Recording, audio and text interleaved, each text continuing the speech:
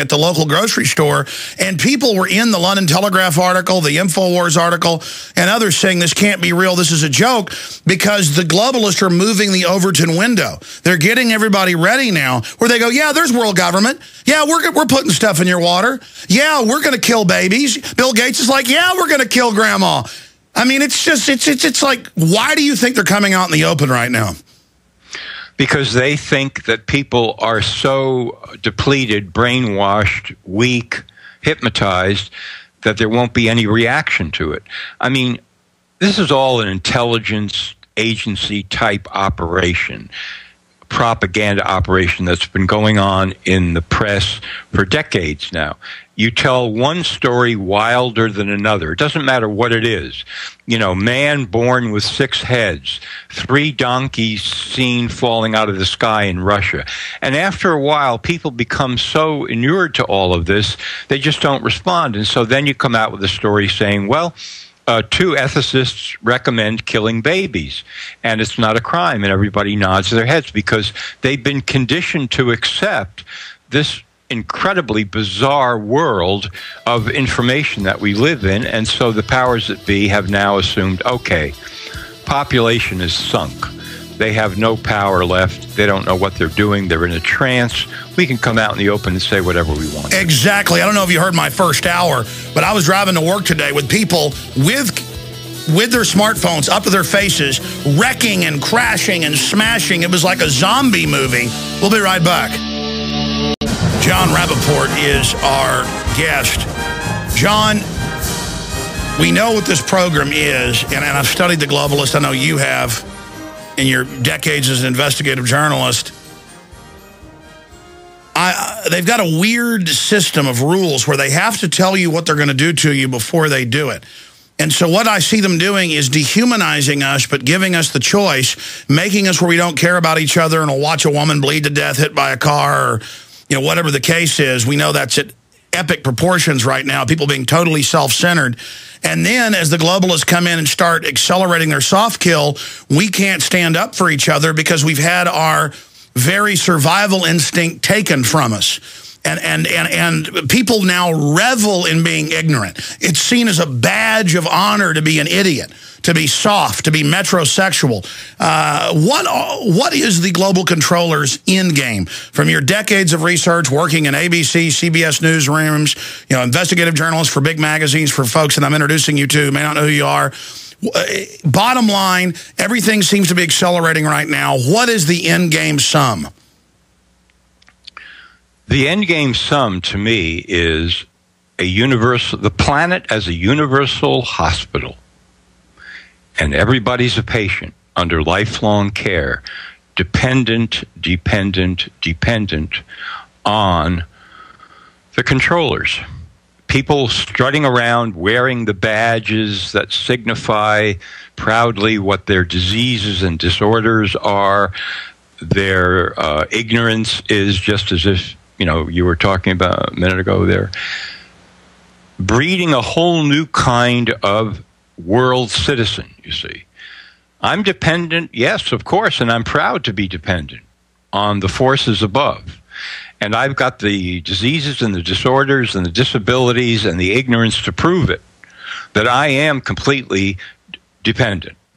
And this is how I proudly state myself. And of course, then you install the control mechanisms and the bureaucracies and the regional governments and the global de facto management system to bring it all into being. This is one reason why I've focused so heavily on the medical cartel over the last 15 years, because this is, in the long run, the real thrust of this whole thing, is to debilitate people so thoroughly with chemicals and drugs and vaccines and so forth. My friend Robert Scott Bell and I just did a 10-hour audio seminar out of, defense called Vaccines Armed and Dangerous, because we want to get this information out to people who are not yet quite brainwashed, that, this is where everything is being funneled into this idea of dependence, disease, disorder. You don't know what you're doing. You're a victim. You can't stand up for yourself. This is pure crystallized veritas. I tried to say everything you just said in an hour, in the first hour that you just said in 2 minutes. Pure truth from my gut, my intellectual understanding, my deep research. The globalists, as you know, admit they're going to GMO everything and screw up the environment so they control it. They're playing God. They want to make everybody sick and then give you treatments that make you a slave to them, screw up the DNA so bad you've got to go to them to have a kid. Then they decide what's aggressive genes. They admit they're going to fix it. They're admitting all this. It is so diabolical. Yeah, it's completely over the top. They're just coming right out in the open, and they're saying this, see, that you don't have any choice here. It's not about freedom anymore. I mean, where do you even see in the mainstream press anymore the phrase individual freedom, or God forbid, individual power? I mean, that's completely X'd out of the equation. Those words are verboten. It's all now about the group. It's about the collective, about what you owe to the community, your membership in the society of being screwed, basically, of being a victim. Whether you want to be or not, whether you're a real victim or a phony victim, we accept you. But in order to gain admission, in order to buy that ticket, in order to get in the door, in order to be a member of, the globalist controlled world, you have to admit that you're powerless. That's what you've got to do. And that you're diseased, and that you're disabled, and that you're ignorant, and that you don't know what logic is, and you can't think.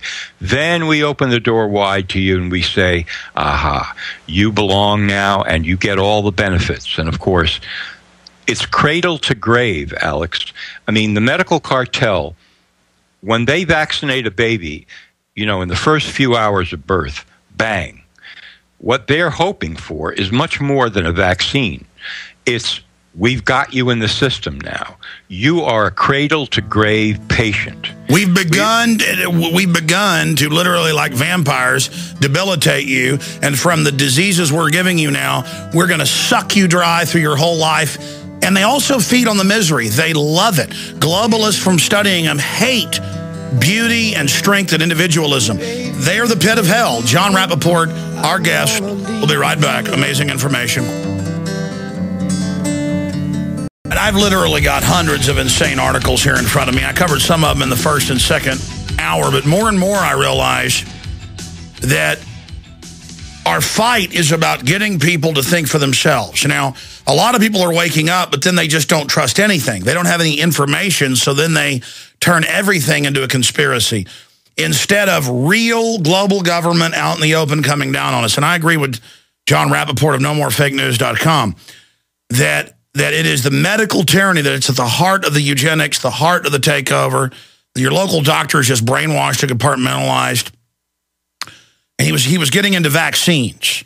Look at what they put in the water. They call it fluoride. Then they say fluoride's good. Well, it's hundreds of chemicals under the name fluoride. Then you find out it is a program to reduce fertility and cause DNA damage. And then now they're admitting it. See, what's crazy is they've gone from denying all this, and I think we were really hurting them back when they would say there's no Bilderberg group just 6 years ago. Now they say it exists, but we're crazy to not like it. But now they come out and say, yeah, we are drugging your water. What you going to do about it? So I think it's an attempt to psychologically, like John was saying, just condition everybody where everything's so wild, people kind of get overwhelmed and tune out. But I don't really see that working. It's working with a large mass of people, but unfortunately, they've never counted people that want to be sheep, that want to be run over. It's always been a very small group on the side of evil and a very small group on the side of liberty who want to see true human empowerment, that fight over things. And I'm telling you, I think we've got greater numbers than people even had back in 1775, John. But I want to get your expert take on that. But at the same time, they have this scorched earth policy, though, of madness. I mean, sure, there's a method to the madness, but still, aren't the global social controllers themselves insane? I don't think you could frame any better definition of insanity than that. I mean, that is the epitome of insanity. But I agree with you. There are so many people who are waking up and who understand what the stakes are in this game and that how important individual freedom is. But to me, this is a crucial thing here. You have to say, look, it's about freedom. It is about freedom. For example, do you have the right to refuse a vaccine or a drug? Do you have the right to take a nutritional supplement and take care, manage your own health, your own body, and so forth? Do you have that freedom? Is that a right? Because as soon as people begin to think about that, they begin to wake up. They say, well, don't I? I mean, I would assume I have that right. And wow, the government's trying to bully me now and lying and saying it's the law when it's not. Okay, well, here's an example. With this whole thing with choice. This is a control freak revolution against our common law and basic facts. Take the TSA, John. As you know, they're there to say guilty until proven innocent, and only the government is exempt. I mean, isn't that a all-out revolution against freedom? Yeah, of course. It's the idea, well, everybody is now a potential terrorist. You have a baby in a carriage, you have a 3-year-old, your grandmother who's 95 and she can't walk. Everybody is now a potential terrorist, despite the fact that there are much better methods of doing security at airport than all of this insanity. And despite the fact most of the terrorism staged. Yeah, yeah, we can't forget that little item. See, but I predicted that these newspapers, the media, basically, who are the organs of, global forces, globalist forces, were going to go under. 10, 15 years ago, as soon as I got on the internet, I said, well, that's it for them. I mean, because they are just simply propaganda outlets. They don't know how to save themselves. They're just going to keep parroting the line, and people are going to start waking up on the internet, and these media organs are going down the tubes, which is exactly what's been happening. I mean, the New York Times is refinancing the financing of their debt just to stay afloat.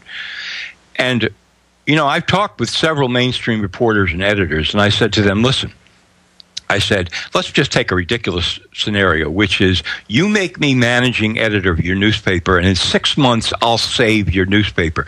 Your sales will go so far through the roof, you won't even believe it. And they said, well, what are you talking about? I said, because I've got a list of maybe 30 or 40 stories right here at my fingertips that if you not only put in your headlines every day, but pound it on day after day after day after day, your sales would be off the charts. And they said, well, for example, what? And I said, okay, every year in the United States, medical system kills 225,000 people every year. So by decade, that's 2.25 million people through what happens in hospitals, and 106,000 a year deaths caused by FDA-approved medicines. And I've got the study that illustrates that and proves it. July 26, 2000, Journal of the American Medical Association, Dr. Barbara Starfield, who at the time was working for the Johns Hopkins School of Public Health. It's all there. Now let's take that story and let's run with it like you ran with Watergate. Every day, pounding on it, doctors coming out of the woodwork, finally confessing they knew about this, the FDA admitting they knew about this and did nothing about it, the government never trying to remedy this situation. 2.25 million people killed every year in the United States through the medical system. That's medical genocide. Let's take that one story. I could save your newspaper with that one story. We would be running articles day, night, afternoon. You would be selling 3 editions on the street every day. And they just ran away into the woodwork, screaming into the night, because they realized they couldn't do it. They couldn't do it because they're sold. They're bought and sold. They're the complete ownership of the medical cartel in that case. So where do you see all this in the future going? I keep saying, what's the end game? We know their end game, a giant system where they give us one poison and then make us sell out for the cure or the treatment, to that poison. Never, telling us they're the one engaged in the poisoning, even though they've been caught, versus their plan for humanity. How do you see this battle, this interchange taking place? Because we've got a leg up on them because we're an ancient species. Humans want to be free. We're very adaptive, despite all their attacks. That's when humans really start to shine. They've been trying to kill us with this plastic, poisonous, fake prosperity. People are really, starting to wake up to that. But there's also, in history, in every major culture, when things start going really nuts, people tend to defend the status quo even more. And so, like I said, the system is openly trying to act really wild and nuts right now, like you said, to just create a learned helplessness or